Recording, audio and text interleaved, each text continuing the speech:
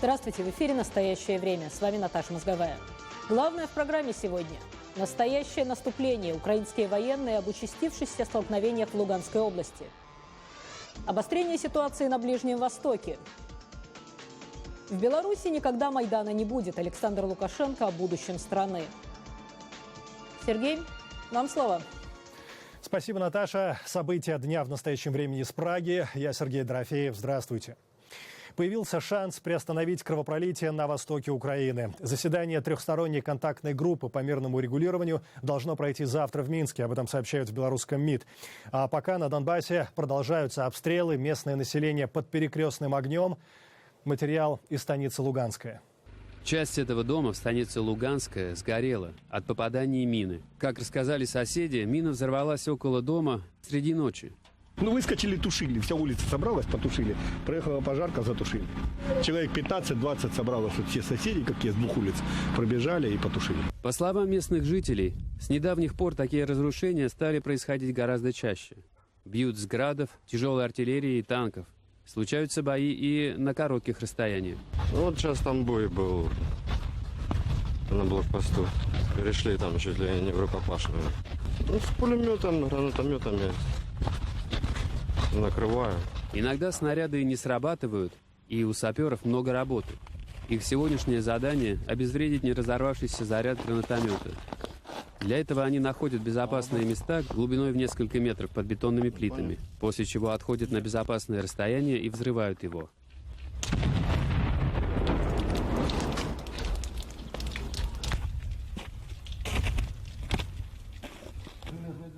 Этот снаряд сепаратисты запустили с расстояния около 100 метров. Военные говорят, что группы сепаратистов подбираются и гораздо ближе. Это реальное наступление. С задачей взять взводные опорные пункты, закрепиться в городе на этих взводных опорных пунктах и развивать наступление. Недавно на одном из блокпостов Луганска произошел взрыв, при котором погиб местный житель и несколько человек получили ранения. По словам жителей, взрывное устройство было спрятано в банке с медом, которую принес местный продавец меда. Город Авдеевка в Донецкой области практически стерт с лица земли из-за постоянных обстрелов. До города-призрака сумела добраться моя коллега Шахида Якуб. На вопрос, как проехать в Авдеевку, проезжавший мимо водитель посмотрел на нас как на безумных, разразился нецензурной бранью, которая в переводе означала, что город в руинах и делать там нечего. Дима, 24-летний житель Авдеевки, согласился, как он выразился, провести нам тур-экскурсию по недавно обстрелянным районам.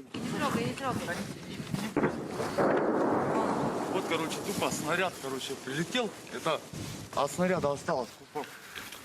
Повыбивало, от волны. Ну да, смотри. Вот, как Я сюда пришел, у вас что выбивало? Нет, Вчера? Вчера и сегодня. И сегодня тоже? Да, и сегодня 2 дня подряд бьет. Ты не пострадал, дом, я надеюсь? Дома нет, а вот кухня и спальня. Мне теперь все разбито. Авдеевка превратился в город-призрак, где жители остались без воды, электричества, во многих случаях без газа, минусовую температуру с разбитыми стеклами. Я даже не знаю, чем люди будут утеплять свои квартиры из-за такого холода. И нет никаких окон. И, скорее всего, нигде не продаются стекла. А столько ватных одеял не знаю, где можно взять.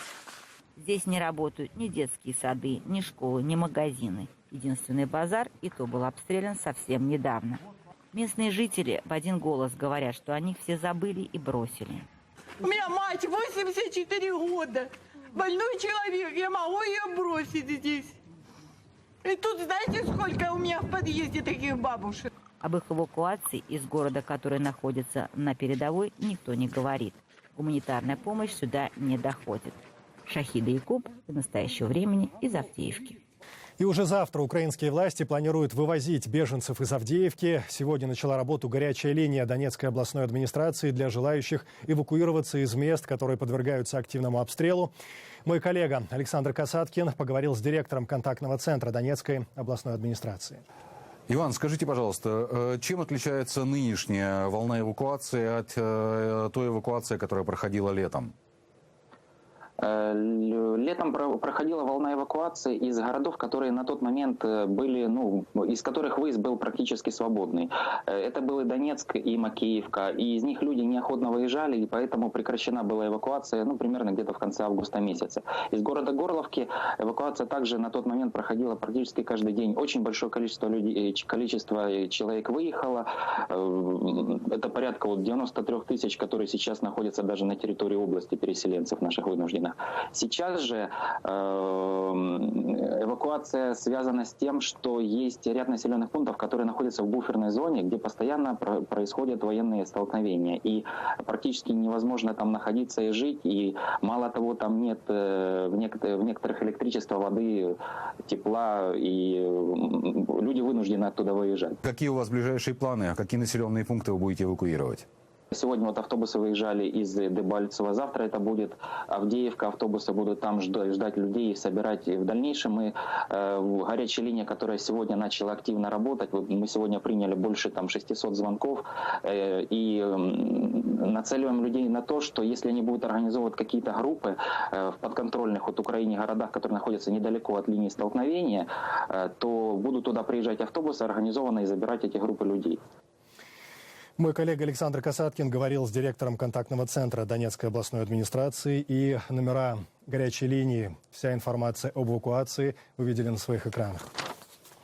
Тем временем в Ивано-Франковской области Украины, это запад страны, 60% военнообязанных не являются по повесткам, а 40% выезжают за границу, сообщает представитель Генштаба Олег Бойко, передают «Украинские новости». В Ростовскую область меж тем продолжают прибывать беженцы из Украины. Репортаж Рейтер, Мария Яблонская. В лагере беженцев в деревне Приморка Ростовской области срочно оборудуют новые места. В последние дни резко увеличилось число жителей юго-востока Украины, уезжающих в Россию от войны. Это связано с обострением вооруженного конфликта. В январе с новой силой возобновились обстрелы Донецкого аэропорта. Затем сепаратисты из самопровозглашенной Донецкой республики объявили о начале массированного наступления на позиции силовиков, и бои начались уже под Мариуполем. По словам директора Центра по размещению беженцев, с понедельника сюда приехали десятки людей. На сегодняшний день в лагере находится 265 человек. Мы действительно почувствовали на себе приток беженцев, потому что был в лагере третий этаж, который мы не собирались открывать.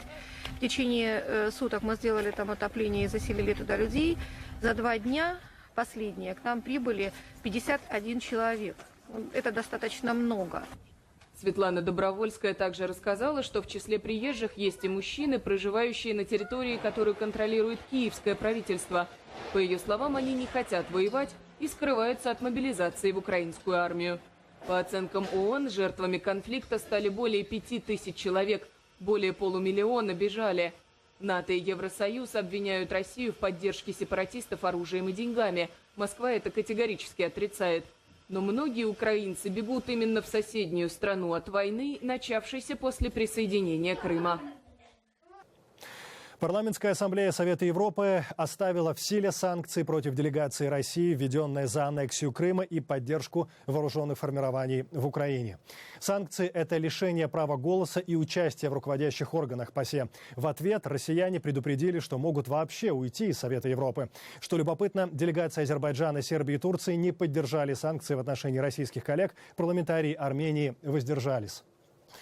До голосования наш корреспондент встретился с главой украинской группы в ПАСЕ Владимиром Арьевым. К сожалению, Азербайджан, несмотря на то, что имеет сам проблемы с Нагорным Карабахом, мы сегодня видим, что не особо горит желанием поддержать. Вас удивляет? Да, меня это, к сожалению, это не просто удивляет, меня это разочаровывает. Вы пытаетесь их убедить? Мы говорили об этом. Ну, вы знаете, там, может быть, сегодня вполне первый раз, когда делегация Азербайджана проголосует синхронно с делегацией Армении. Мы им об этом говорили и сказали, что это будет, по крайней мере, не то чтобы странно, а очень удивительно. Это «Настоящее время». И далее у нас эфир из Вашингтона. Боевые действия в Украине по-прежнему одна из главных тем за океаном. Сегодня в американской столице делают прогнозы, как долго может продлиться этот кризис. Наташа. Да, Сергей, война в Украине может затянуться на несколько поколений, если власти не проведут необходимые реформы. Таково мнение Стивена Бланка, старшего научного сотрудника Американского совета по внешней политике.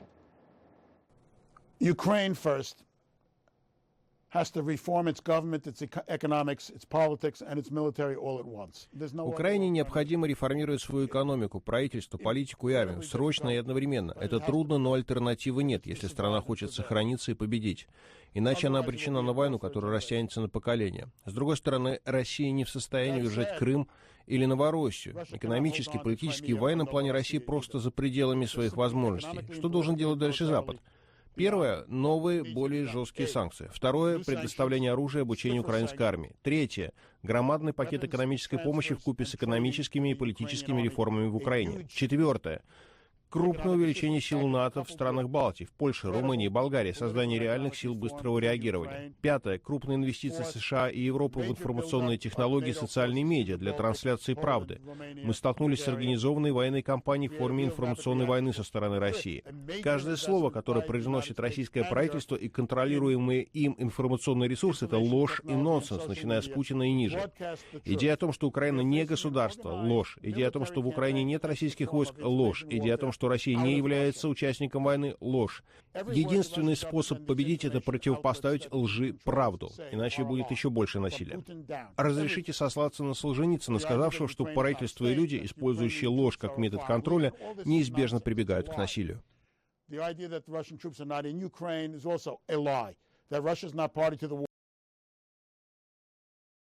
Согласно опубликованному сегодня новому докладу правозащитной организации Human Rights Watch, в 2014 году Россия усилила репрессии против гражданского общества. По утверждению правозащитников, российские власти предпринимали действия, которые способствовали изоляции страны и, цитата, «разжиганию антизападной истерии до уровня невиданного со времен советской эпохи».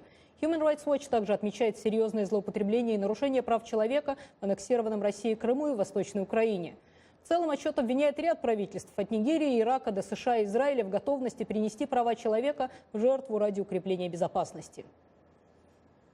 Традиционные горячие точки на Ближнем Востоке грозят возобновлением конфликта. На израильско-ливанской границе в результате попадания ракет Хизбаллы в джипы израильского патруля погибли 2 военнослужащих. Ракеты были выпущены с территории Ливана. По данным израильских военных, боевики использовали противотанковый комплекс «Корнет» российского производства.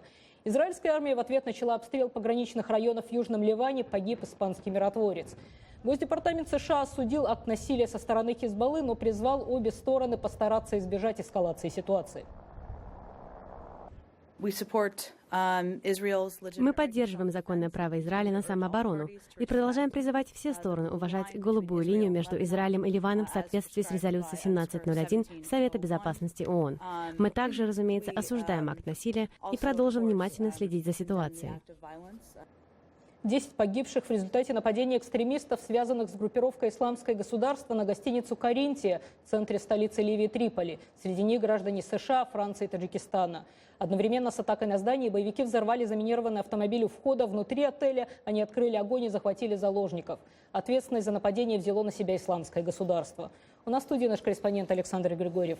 Саша, добрый день. На этой неделе представители американских властей много говорили о неком успехе в борьбе с исламским государством. В частности, сирийским курдам удалось отбить, цитирую, 90% города Кобани. Это пограничный город со стороны Сирии.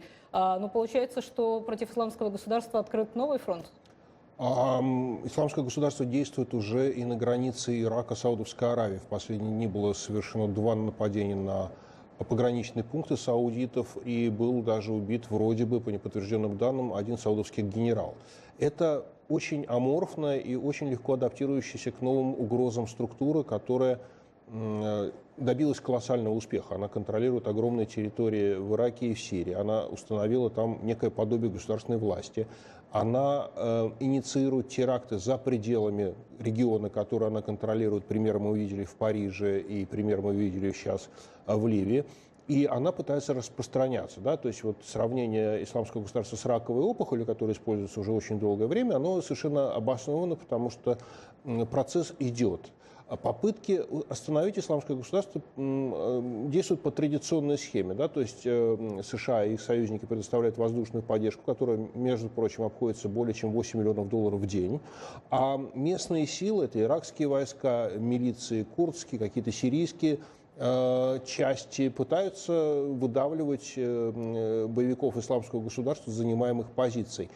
Процесс идет долго, медленно и тяжело, несмотря на то, что совершенно очевидно, что джихадисты несут большие потери, и, во всяком случае, разведка отмечает, что они теряют руководящий состав. Большинство их полевых командиров – это люди, служившие в армии либо Ирака при Саддаме Хусейне, либо соседних государств, которые, соответственно, перешли на идеологические позиции, там, за деньги они действуют. Это достаточно известная схема. Также Талибан приходил в свое время к власти, захватывая Афганистан. И сейчас ставка делается именно на уничтожение военных профессионалов, которые и поддерживают существование этого режима. Спасибо. Это был наш корреспондент Александр Григорьев. Снова передаем слово Праге. Беларусь прописала крымский сценарий в своем новом законе о военном положении. Сергей? Так и есть. В силу новая редакция вступит уже 1 февраля. В документ добавили пункт о направлении другим государствам вооруженных групп. Проще говоря, если зеленые человечки, как это было в Крыму, вдруг внезапно появятся в Беларуси, судя по всему, это будет достаточным основанием для введения военного положения. Также его могут ввести, если у границ страны сосредоточится большой иностранный контингент. Свою боеспособность НАТО и России Беларусь демонстрирует не только в зале парламента, но и на полигонах. Материал наших белорусских коллег.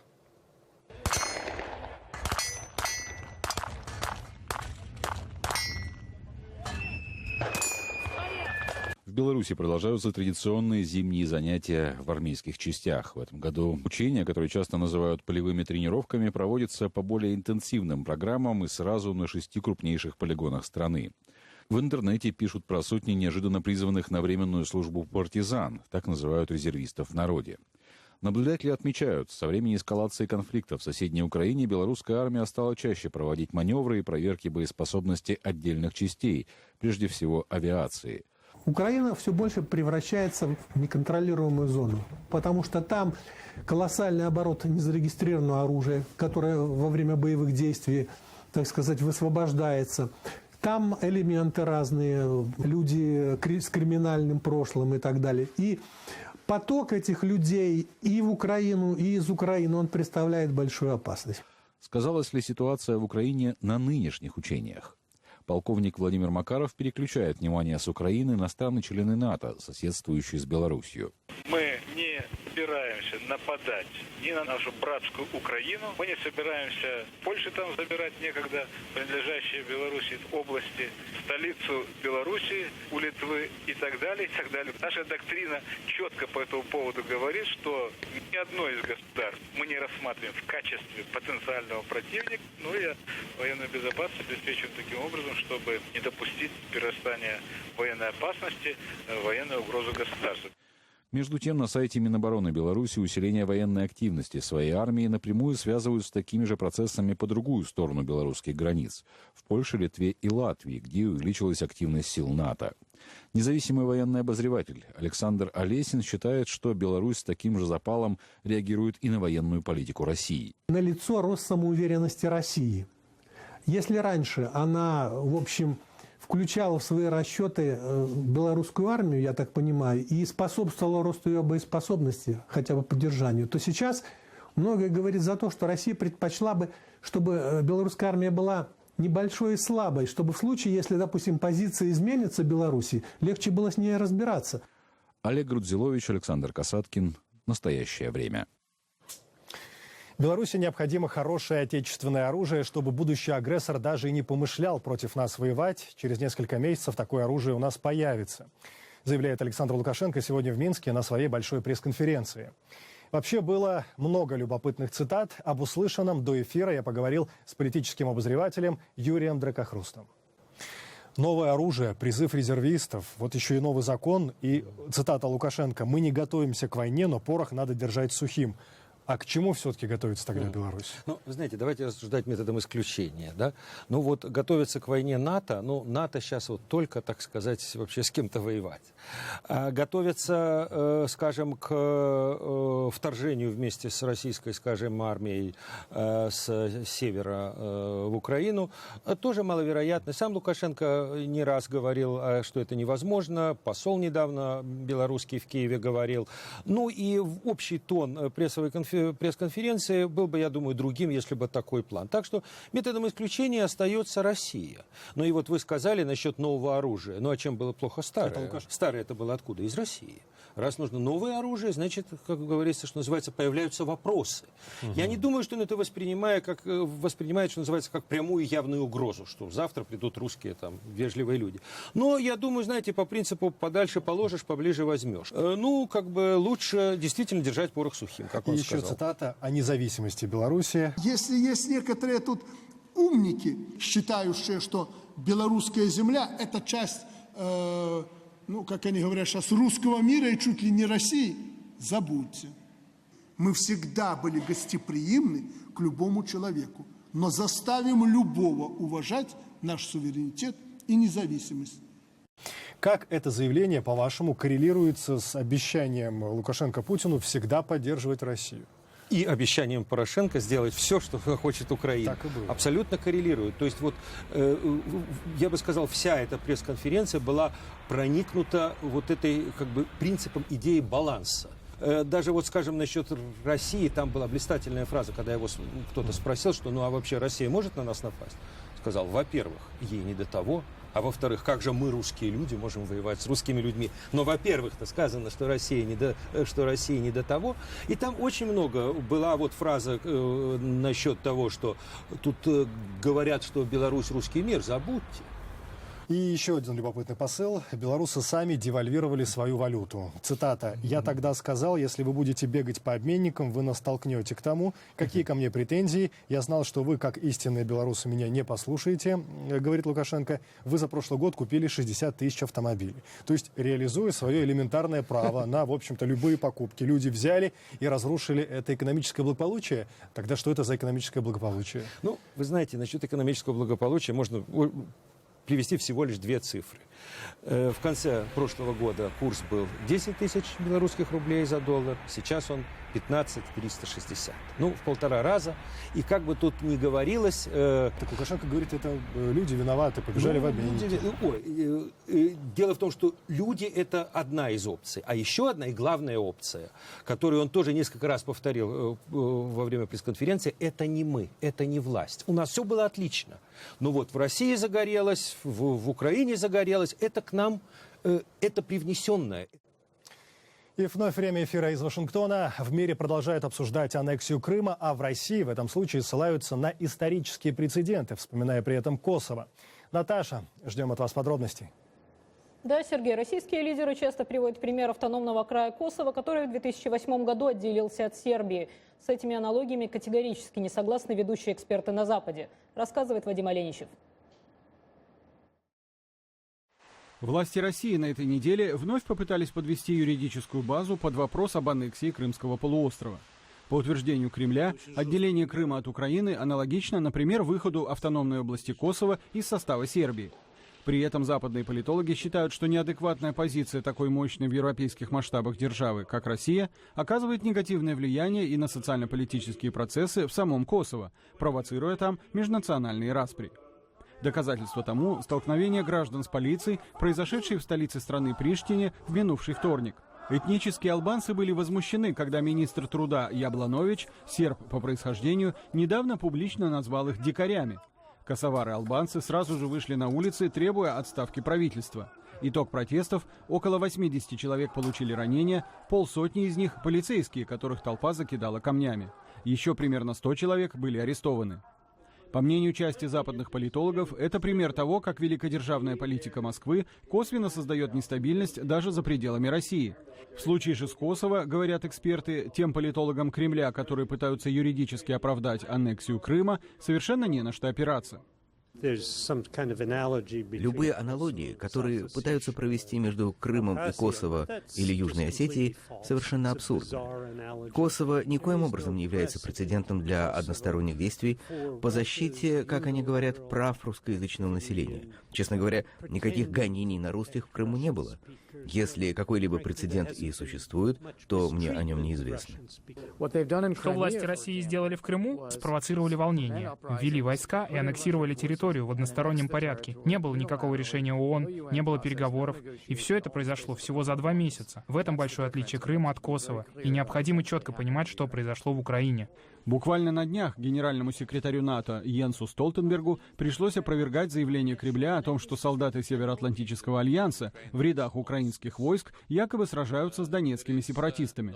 Замгоссекретаря Виктория Нуланд на этой неделе четко дала понять, что в случае усиления российской угрозы странам Восточной Европы НАТО готов встать на их защиту.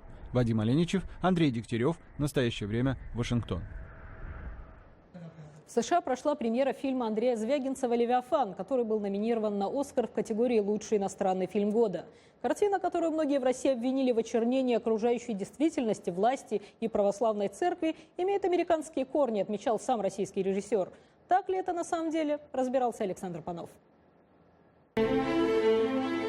Столкновение маленького человека с системой, как правило, заканчивается для него трагически. Когда система насквозь преступна, и из фильма не видно, как можно ее победить, зритель переживает вдвойне. Учу тебя, как юношу, честное слово. Вашингтонцы, побывавшие на премьере «Левиафана», невольно сравнивали, возможно ли такое в Америке. У нас есть такое кино, и у нас есть социальные проблемы. Тот, кто способен мыслить, видит эти проблемы. Наше общество не идеально, у нас еще много работы, но мы лучшая в мире страна. Этот фильм скорее история о коррупции в маленьком городке. Ее можно перенести и в Бразилию, и в США. Только вчера у нас арестовали политика. Не за убийство, а за злоупотребление властью. Так что этот фильм не история исключительно о России. Ее можно перенести и в другие страны. Это случилось 4 июня 2004 года в небольшом городке Гренби в штате Колорадо. Марвин Джон Химейер, ветеран Вьетнама, на купленном заранее и специально оборудованном бульдозере разрушил автомобили и здания городка, в том числе дом бывшего мэра, редакцию газеты, здание городского совета и ратуши. 3 года Химейер конфликтовал с местными властями и руководством цементного завода, претендовавшего на его земельный участок, который он упорно не хотел продавать по предложенной цене. Но власти выжили ветерана, вынудили продать мастерскую, дав 6 месяцев на переезд. Эту аудиозапись по почте Химейер отправил брату. Вы выдали мне лицензию, показали мне образец, что мне нужно делать. Когда я вернусь к вам, я уничтожу вашу игровую площадку. Я собираюсь уничтожить вас. Когда двигатель бульдозера, обшитого стальными листами, запаянного изнутри, заглох, Химейер застрелился. Это была единственная человеческая жертва его атаки. Ущерб составил $7 миллионов. 12 часов газовым резаком вскрывали киллдозер, бульдозер-убийцу, так его прозвали журналисты. У нас теперь нет ни компьютеров, ни документов. Все под обломками рухнувшего дома. Когда мы нашли в целости книжку, мы даже обрадовались, не все так плохо. Как сказал в одном интервью режиссер «Левиафана» Андрей Звягинцев, если бы российский фильм закончился так, как история американского киллдозера, наверное, это был бы хэппи-энд. Свет в конце туннеля, катарсис для зрителя. Но «Левиафан» заканчивается очень по-русски. И зрители всего мира выходят с сеансов потрясенные и подавленные. Александр Панов, Светлана Прудовская, Дана Преображенская и Дмитрий Шахов. Настоящее время. Вашингтон.